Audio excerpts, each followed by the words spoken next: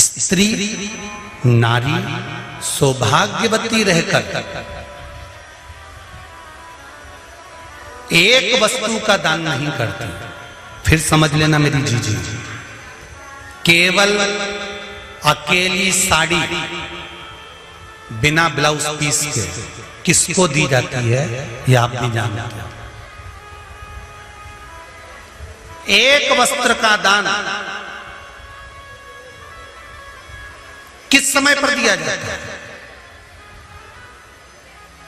जिस समय पर किसी नारी का पति चले गया हो और मायके से पहली बार जो वस्त्र आता है, सबको अंदाजा होगा इस चीज का, उस नारी के लिए जो पहला वस्त्र आता है उसमें ब्लाउज का पीस नहीं आता, केवल एक साड़ी ही आती है, कपड़ा नहीं आता, दूसरा वस्त्र नहीं आता। क्यों सनातन धर्म में, हमारे हिंदू धर्म में कहा जाता है कि ब्राह्मण को भी अगर वस्त्र दिया जाता है तो वो जोड़े का दिया जाता है। धोती दी है तो साथ में कुर्ता देना है, शर्ट दिया है उसके साथ में भले जनेऊ रख देना है। अगर आपके पास में धोती नहीं है, पजामा का कपड़ा, पैंट का कपड़ा नहीं है तो जनेऊ रख दो।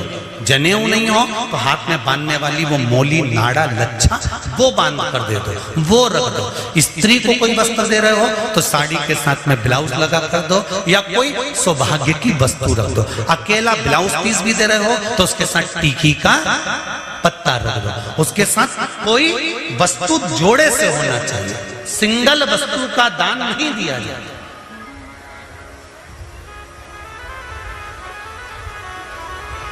बहुत अच्छे से समझ लेना भाई, थोड़ा सा त्योहारों आ रहे हैं, आप लोगों से भी कोई गलती ना हो तो स्मरण करना कि हम अगर कोई वस्तु का दान दे रहे हैं तो वो एक से अधिक में जब देते हैं तो नारी के लिए अखंड सौभाग्य का। अब सती मई, किसी ने एक प्रश्न करा था, 3-4 कथा निकल गई होगी उस समय पर, किसी का एक मोबाइल पर प्रश्न था, किस सती मैया ने कौन सा व्रत किया था जब सती जलकर भस्म हो गई थी तो शंकर भगवान ने उसको कंधे पर उठाया था और कंधे पर उठाकर सती मैया को लेकर भगवान शंकर ने तांडव किया था। सती ने ऐसा कौन सा पुण्य कर दिया था जो अपने पति के कंधे पर बॉडी पड़ी हुई है, लाश पड़ी हुई है, शव पड़ा हुआ है और सती मैया के शव को लेकर शंकर नाच रहे हैं, शिव तांडव कर रहे हैं।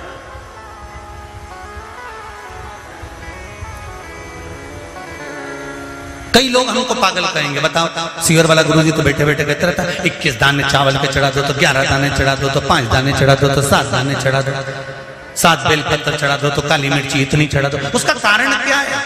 कभी एक एक पुराण को, एक एक शास्त्र को उठाकर तो देखो कि उसमें कितना कितना वर्णन लिखा हुआ है कि कितनी मात्रा में क्या चढ़ना चाहिए।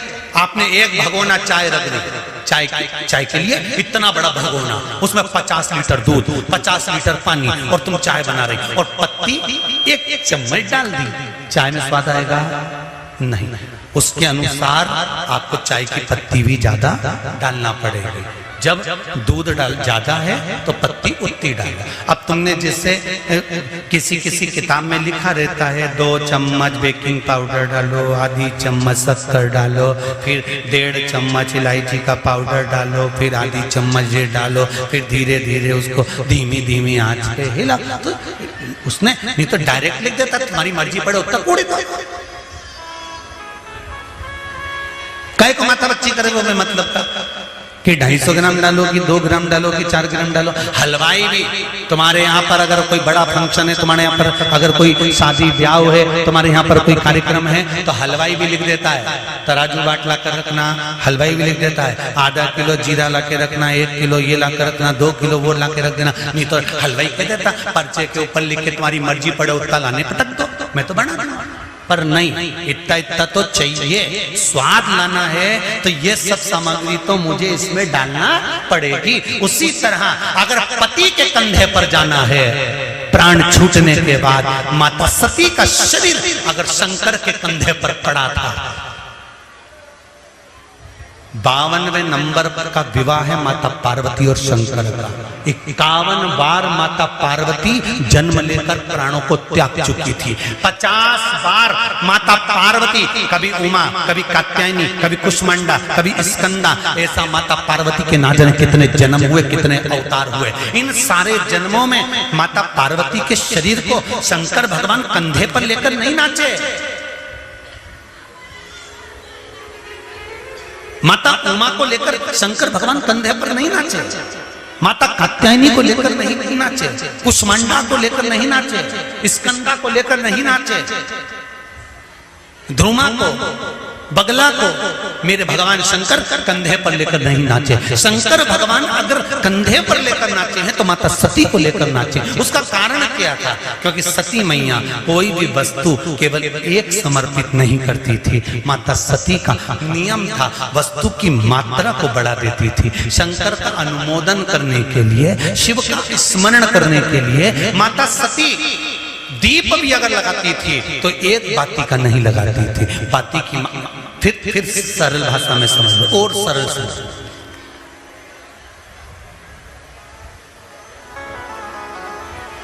दूल्हा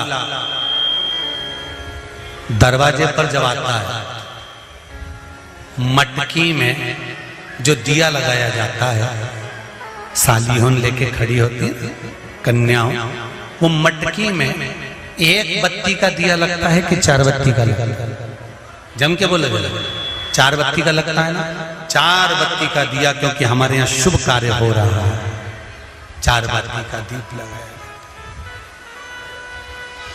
तुम्हारे यहाँ प्रतिदिन घर में आरती करते होगे तो जो घी के डब्बे में भींगी भींगाई बत्ती रखी रहनी, उसको निकाल के धर देते। बोलो सही है कि गलत है? निकाल के धरी, माचिस से लगाई, तन मन धन सब कुछ तेरा, और आरती कर पुरा के, घंटी बजा के, भोग लगा के, शक्कर रख के, भगवान को प्रणाम करके चली जाती। अब तुम्हारे यहाँ सत्यनारायण भगवान की तुमने कथा करवाई तो जो घी की बत्ती लगी वो तो लगी, उसके अलावा एक दिए में कपूर अलग से लगाया। मतलब कितनी बाती हो गई? एक घी की हो गई, एक कपूर की आरती हो गई। जजमान लोग यहाँ आरती करते हैं, उसके बाद में कपूर को फिर जला देते हैं। उसका कारण क्या? अधिकता में फल प्राप्त करना, अधिकता में फल देना।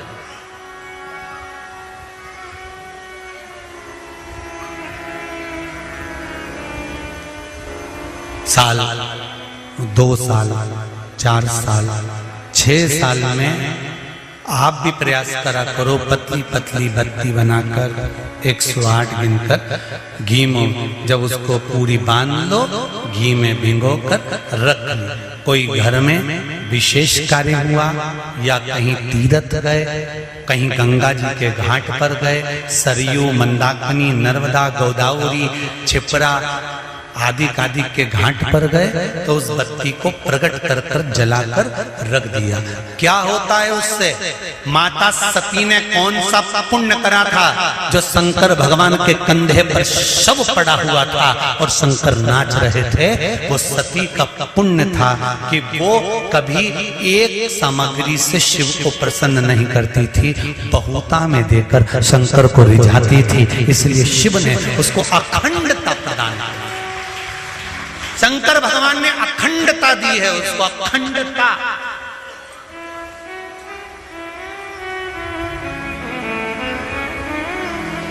बल्ली देवी ने एक कलश, देवसेना ने एक कलश, भाग विभाजित हो गए थे। भाग विभाजित।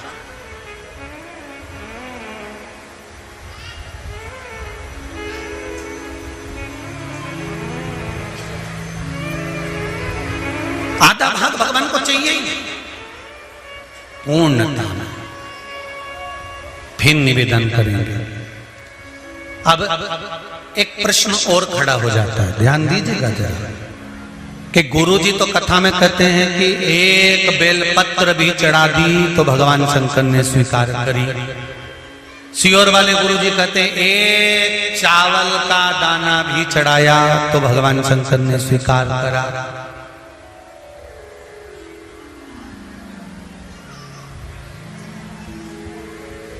इसका क्या भाव है? इसका क्या भाव, इसका क्या महत्व है? तो वो भी समझ लेना जरा अच्छे से, बहुत ध्यान से समझना जरा। बाती शंकर जी के मंदिर के बाहर लगाई है। कहां लगाई है? मंदिर के बाहर। कपड़े दान करे मंदिर के बाहर। पंडित जी जब मंत्र बोलते हैं तो कहते हैं एक बेलपत्रम, एक बेलपत्र मात्र, एक चावल का दाना। सियोर वाला महाराज भी कहता है कि एक चावल का दाना शंकर भगवान को समर्पित कर दो, एक बेलपत्र समर्पित कर दो, एक लोटा जल समर्पित कर दो, एक फूल की मात्र एक पंखड़ी भी चलाई तो भगवान शंकर इसको स्वीकार करेंगे। इसका महत्व क्या है? तो लिंग पुराण में लिखा है जब शंकर भगवान पर, शिवलिंग पर कोई एक वस्तु भी समर्पित होती है तो वहां शंकर जी का नाम बदल जाता है और शिव जी का नाम लक्षेश्वर महादेव हो जाता है। कौन से महादेव हो जाते हैं? लक्षेश्वर। शंकर भगवान को जब एक चावल का दाना, एक वस्तु, एक सामग्री शिव को समर्पित करी जाती है, वहां शंकर लक्षेश्वर महादेव हो जाते हैं। लक्षेश्वर का मतलब क्या होता है कि एक बेलपत्र समर्पित करी तो शंकर भगवान ने उस बेलपत्र को 1,00,000 बार स्वीकार कर लिया। एक चावल के दाने को 1,00,000 बार स्वीकार कर लिया। शंकर भगवान लक्षेश्वर महादेव बन गए। लाखों की संख्या में शंकर भगवान के स्वरूप वहां पर प्रकट हो गए।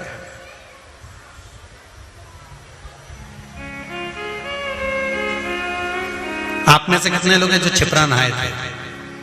आप में से कितने लोग हैं जो नर्मदा नहाए? आप में से कितने लोग हैं जो गंगा नहाए? आप में से कितने लोग हैं सरयू नहाए? कहीं ना कहीं किसी पवित्र नदी में आप लोगों ने स्नान जरूर करा होगा। बोलो करा कि नहीं करा? जितने लोग कथा सुन रहे हैं उनने भी करा होगा, जितने फेसबुक पर सुन रहे हैं उनने भी करा होगा। किसी ना किसी पवित्र नदी में आपने, हमने, सबने स्नान करा होगा। अब स्नान तो हम कर लिए, उस गंगा नदी में हम नहाए तो गंगा नदी में हमने स्नान करा और स्नान कर कर बाहर निकले तो हमको 1,25,00,000 बार स्नान का पुण्य मिल जाए। उसके लिए क्या करना पड़ेगा? एक डुबकी लगाए हो महाराज और कह रहे हो कि 1,25,00,000 डुबकी का फल चाहिए, तो क्या करोगे? 1,25,00,000 डुबकी का फल पाने के लिए क्या करना पड़ेगा? केवल एक काम, जिस पवित्र नदी का स्नान कर रहे हो उस पवित्र नदी की बालू का, बालू मतलब रेत का, बालू का शिवलिंग का निर्माण करना, उसका पूजन करना। पूजन कर कर जो बत्ती जोड़कर 108 बत्ती बनाई है, पूजन कर कर एक दिए में वो बत्ती, उस जो बालू का शिवलिंग बनाया है, पार्थिव शिवलिंग का निर्माण करा है, जो तुमने किसी गंगा, सरयू, नर्मदा, क्षिप्रा, मंदाकिनी, नर्मदा आदि पवित्र नदियों के तट पर स्नान करते समय तुमने जो शिवलिंग बनाकर पूजन करा है, उसके सामने वो बाती को जला देना, उसी से आरती उतार लेना, वो बाती वहां लगाकर छोड़ देना और छोड़ने के बाद उस शिवलिंग का फिर विसर्जन कर देना। विसर्जन कर कर उसी जल को अपने ऊपर छींट लेना। 1,25,00,000 डुबकी का फल एक ही क्षण में प्राप्त होता है। इसको लक्षेश्वर महादेव कहते हैं।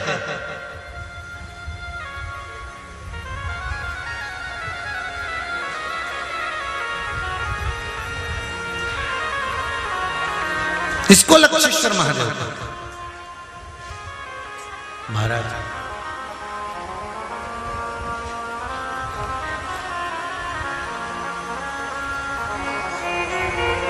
कितना कितना फल है।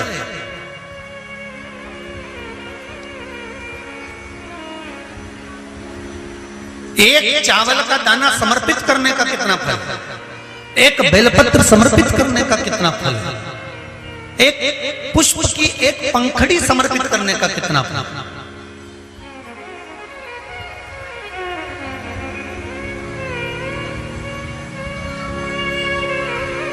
और समझ लो, ब्राह्मण को हम दक्षिणा देते हैं,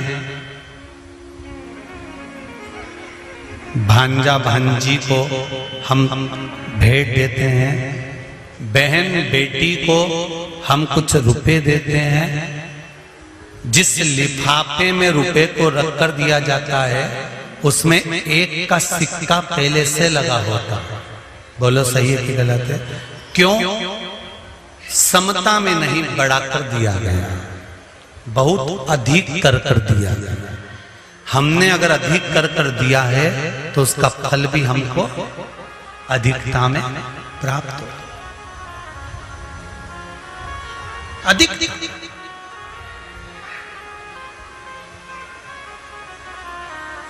वो तो कहीं कहीं का होता है जो सोच विचार में थोड़ी गड़बड़ी कर सकता है। एक हमारे मित्र हैं, एक जगह जन्मदिन पर गए तो वहां उन्होंने जन्मदिन पर उन्होंने 5 रुपए लिफाफे में रखे। तो हमने कह दिया, क्यों रे ओ प्रकाश, उसके यहाँ जन्मदिन पर जा रहा है और 5 रुपए रख रहा है? तो क्या हमने जन्मदिन मनाया था 8 साल पहले, तब उसने भी तो 5 रुपए रख के दिए थे। तो हमने कहा 8 साल पहले 5 रुपए की महत्वता थी, अब तो 5 का 10 हो गया, तो 10 तो दो।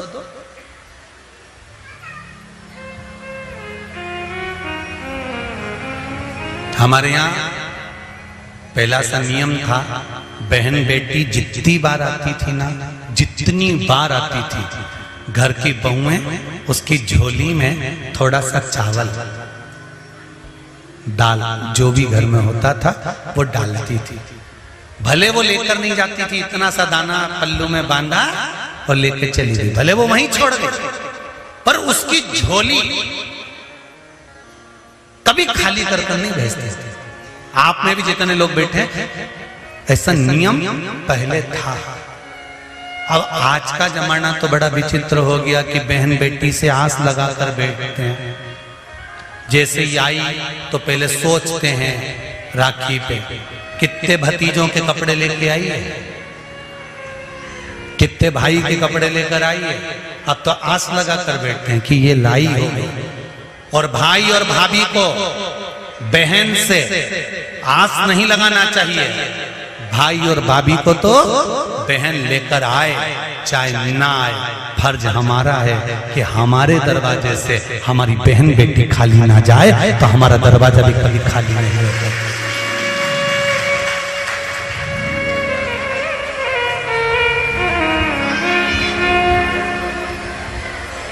कितना अंतर है, कितना।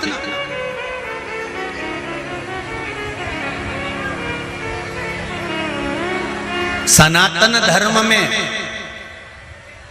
जन्मदिन पर केक काटा जाता है क्या? अरे बोलो जम के नहीं। सनातन धर्म में जन्मदिन पर केक नहीं काटा जाता। सनातन धर्म और ये आज के जो ये पाश्चात्य पद्धति चल रही है कि पहले काटो फिर बांटो, ये काटो और बांटो, ये सनातन धर्म की पहचान नहीं है। सनातन धर्म काट कर बांटना नहीं जानता, सनातन धर्म जोड़कर बांटना जानता है। पहले जन्मदिन मनता था तो बूंदी छटती थी, नुकती बूंदी, उसके दाने अलग अलग रहते थे।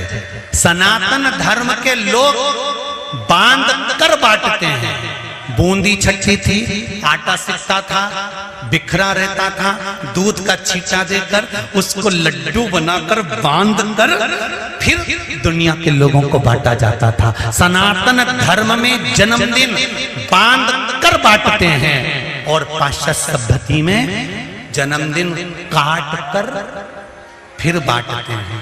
हमारा सनातन धर्म काट कर बांटने को नहीं कहता। हमारा सनातन धर्म बांध कर एक तत्व में बांध दो, सबको एक लक्ष्य में बांध दो, एक आनंद में बांध दो और फिर बांध कर उसका दान दो। अर्थात जिंदगी के हर आनंद को बांधने का प्रयास करो और उस आनंद को दूसरों को देने का भी प्रयास करो। दूसरों को शंभु शरणे मांगू घड़ी दुख काटो दया करी दर्शन आओ, दया करी दर्शन। हमारा सनातन धर्म काट कर बांटने का नहीं कहता, काट कर बांटने का वर्णन नहीं करता। हमारा सनातन धर्म बांधना फिर बांटना, बांधो फिर बांटो।